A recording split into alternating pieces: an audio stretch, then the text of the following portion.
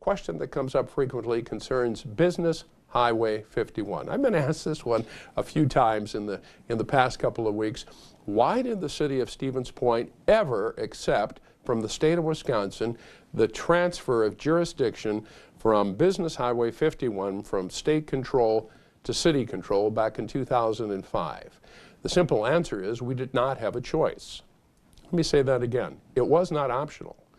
The state of Wisconsin passed a law that required all cities be given control of business highways. The state legislature initially passed the law to remove business highway designations from the city of Milwaukee because there were so many business highway designations in the city of Milwaukee. And of course, there was appropriate state aid that flowed every year because of the number of business highways in a certain city.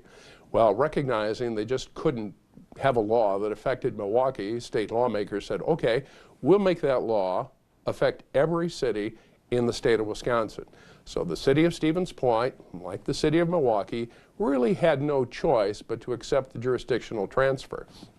Now, to make a long story short, at the time I was extremely unhappy with the Department of Transportation because the amount of money they were offering to take care of the road on transfer wasn't very much at all. And we were engaged in months of very intense negotiations, legal back and forth. I considered challenging this in court, was told by the city attorney at the time that we would not prevail, and why would we want to spend all this money in court if we weren't going to win. So the bottom line was, from the state, is you either take the jurisdictional transfer of Business 51 to your common council, have them vote to do it, and we will give you a few $1 million, not enough, but about the best we were going to do at the time. Or, if you don't accept the transfer of Business Highway 51 to city control, the state will simply impose it on you, and you're not going to get nearly the kind of money that we're talking about today. So, bottom line, because I've been asked this question a few times now in the last couple of weeks, why did the city accept it? We had no choice. Business 51 was going to transfer by state law from the jurisdiction of the Department of Transportation to the city of Stevens Point, whether we approved it or not. The other question I've had a couple of times, which has surprised me a little bit in recent weeks, is why was the Clark Street Bridge designed as a 4-lane bridge when it could have been designed as a 2-lane bridge given the traffic today? That's a good question. At the time, though, please remember when the Department of Transportation was designing the Clark Street Bridge, that was a U.S. highway under federal jurisdiction. Highway 10 ran through the community, and the Clark Street Bridge was a part of U.S. Highway 10.